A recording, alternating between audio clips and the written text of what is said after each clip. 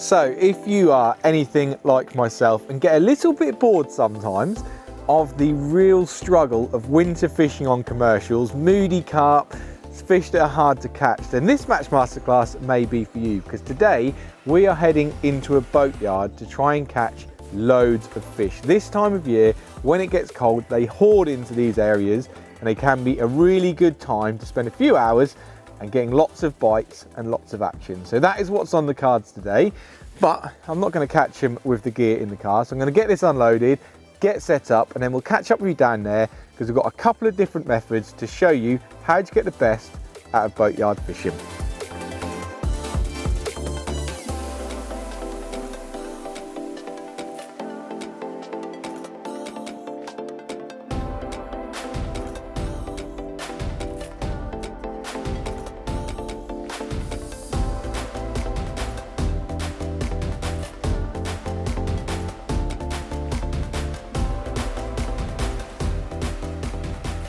Okay, so we are ready to get fishing. Now, like I said, hopefully today is going to be action-packed with a load of bites. As I mentioned at the start, sometimes the commercials can be demoralising, and if you want to catch a load of fish, go to a venue that's going to do that. And a boatyard in the winter is that place to be. So many fish cram into here. You can get a bite pretty much every cast, and it just gives you that little bit of confidence. So in this video, I'm going to show you 2 different ways that you can fish in a boatyard and target different species, and that purely depends on the water clarity as to what one I would pick on the day. Now today's a little bit of a mixture, so hopefully I can show you both, so if you get either side of it when you go to your venue, you can pick which one is better for you. Now the first one is going to be bread punch fishing on the whip, and that would come into a situation when it's really clear, when the water's really clear and you're going to be targeting roach. That method is so underrated. It catches literally, like I said, pretty much a fish every single cast. And the other one, which we'll get onto later, is going to potentially be trying to catch some skimmers, some perch, any bigger fish like that that could be there. And that'll be on the pole. And that's when the water is really coloured. If you get loads of rainwater and it colours up the water, the skimmers can really feed well. And I would potentially fish a pole and some ground bait and worm to try and target them, but that's what we'll come on to later.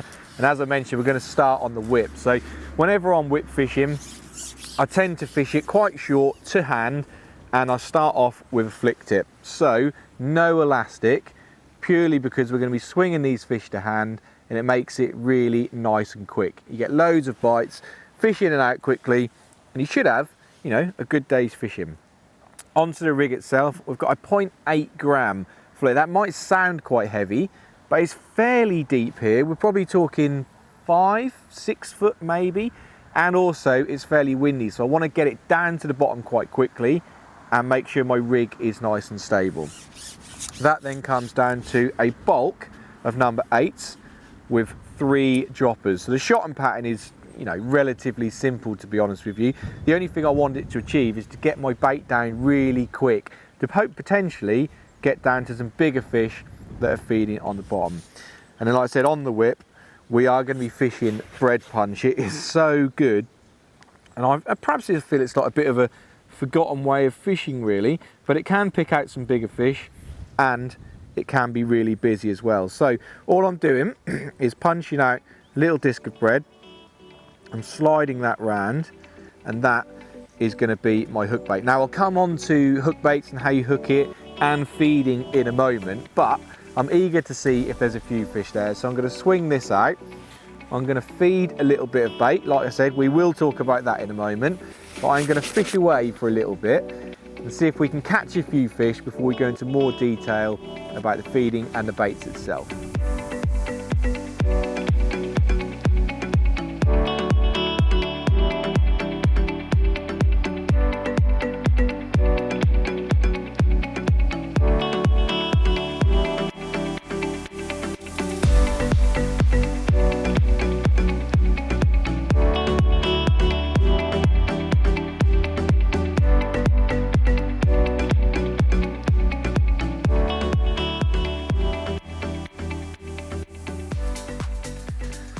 So luckily, the fish have played ball really. It's pretty much been a fish every cast, or certainly been a bite every cast.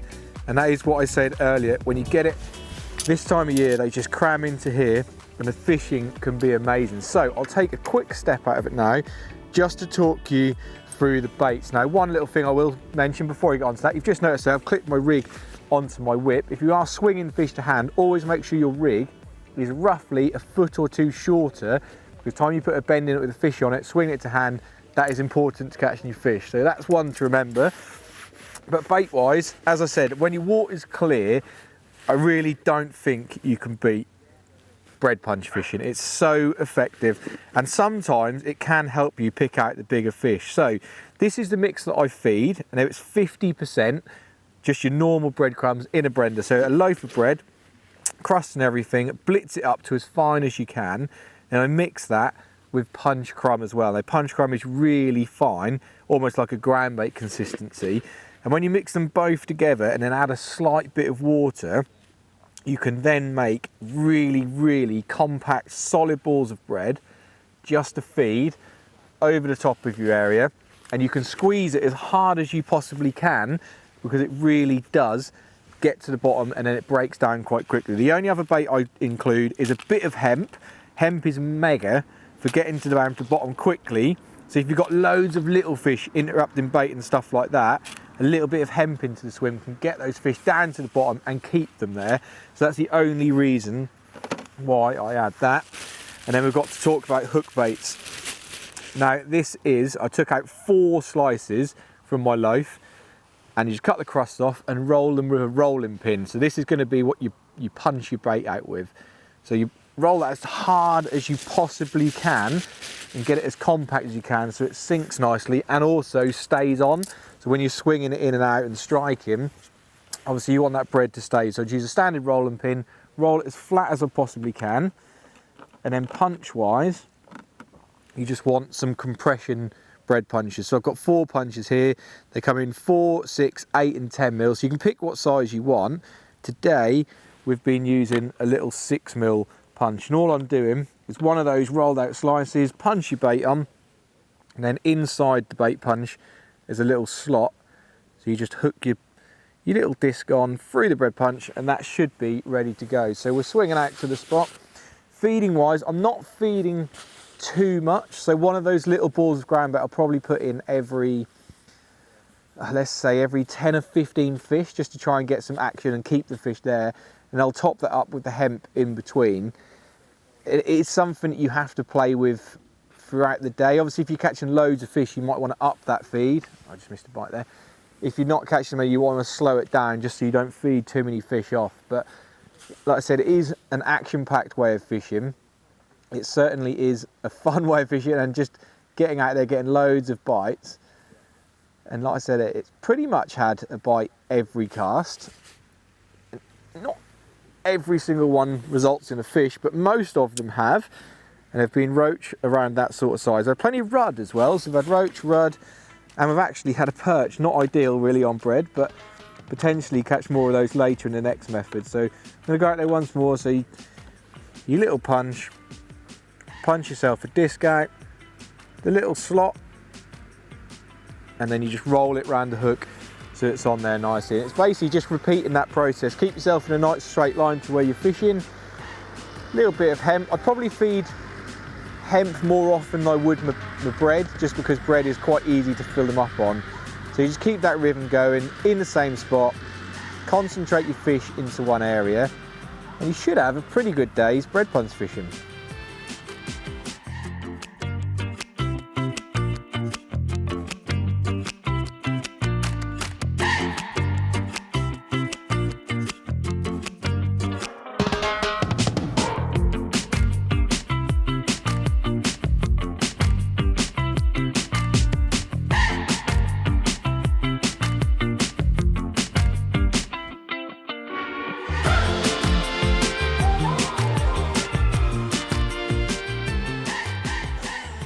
So that has been pretty good, to be honest with you. I don't think I've waited any longer than perhaps 20 seconds for a bite in the last couple of hours. There's just been loads of fish there, and as I said, on the whip, catching lots of fish, lots of bites. That is one of my favourite ways to do it.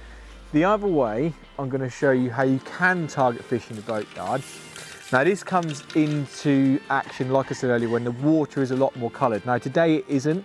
it's pretty clear, so I'm going to guess this isn't going to work for skimmers. I mean, we're still going to catch roach because there's loads there, but this is certainly the line. If there's colour in the water, loads of skimmers to be caught, big perch, stuff like that. And that's the reason why I choose to fish it on the pole with some ground bait and some worms. I think it's a lot more accurate. It lets me fish a little bit further out, so making noise and stuff like that. Skimmers are a little bit more shy, and you can concentrate them in a nice deep area. So I'll run through the tackle users. I've just got a nice solid elastic on here. This is a 6 to 8. It's just now easier, and you could use elastic on the whip, but I feel like you're not really going to catch too many bigger fish fishing punch. So I think on here, just for safety, it's better to do it when you're fishing the worm and ground bait. And then rig wise, I've got an even bigger float, to be honest with you. I've got 1.5 grams. That's because I want to keep it really stable, and I want to get the bait down as quick as I possibly can. I don't want to be intercepting a little tiny roach.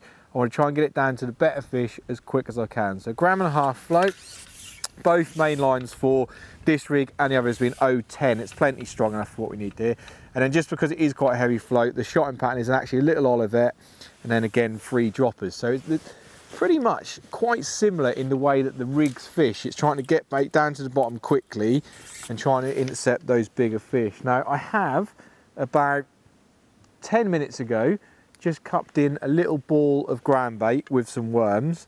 So this is going to be my first cast on the pole, and we will see what's happened. Like I said, I personally, if I was going to guess, I would say would still be catching plenty of roach, but there probably isn't going to be any skimmers feeding with the water being this clear. But you never know, and there certainly could be. I've got a roach shipping out. That's how many roach there is in this boatyard. Okay, it's come off. But certainly could be some bigger perch or stuff like that as well. So like I said, I'm fishing further out now. Hopefully, if there is anything slightly bigger, that is where they're going to be sitting. So let's give this a go for 5 or 10 minutes, see what the fishing's like over this line, and then we can work out what's best for what you're going to catch most in the conditions that you dealt with on a particular day that you're fishing.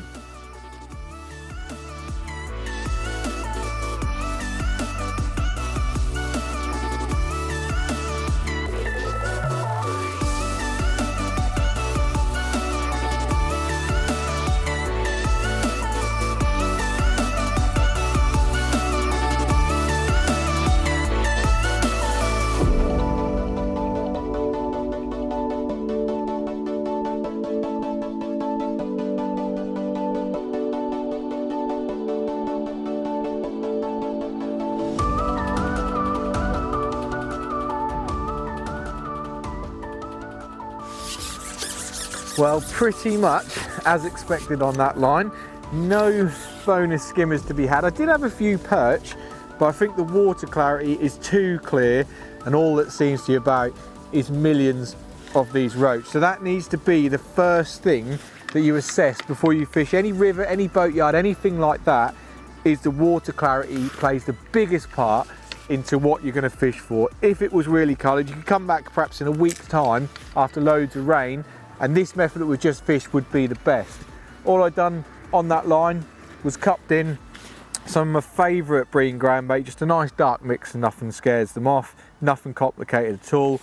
I put some chopped worms in there, and I've got some maggots for the hook. Feeding wise on that, I feed it all through a cup in one big ball and not loose feeding over the top, because what I don't want to do is attract loads and loads of these roach on top of it. So you fish them in slightly different styles. There is very rare occasions, let's say, where there might be a slight tinge of colour in the water where both methods would work. You could catch roach and skimmers, but you normally find one is better than the other. And 100% today, with the water being so clear, it's this bread punch on the whip. Now I haven't fished this for say 20 minutes because we've been trying the other line, so I'm going to give it a little nugget of bread, and there you go. I mean, that proves, doesn't it, how much better that line is. You're catching so much quicker, more consistent bites, and it just keeps fish ticking over into your net, and that is the importance. I said at the very start, sometimes I get frustrated on the commercials when you're trying your absolute best and you're not getting bites because the fish are shoaled up down one end or something like that. So getting out and just catching fish sometimes is the way forward to having a good day. So I'm going to probably have another 15 minutes fishing, perhaps, let's say, on this whip, a last little flurry of fish, and then we'll wrap it up and see what we've caught.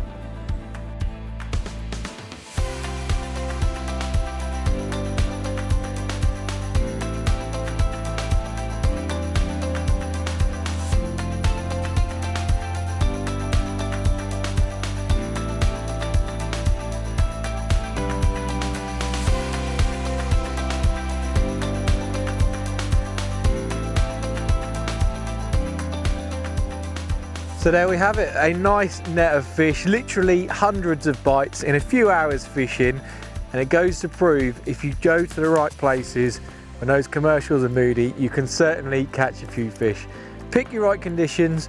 If it's clear, target roach. If it's coloured, target the skimmers, and I'm sure you too will have a good day's fishing. So I hope you've enjoyed that match masterclass.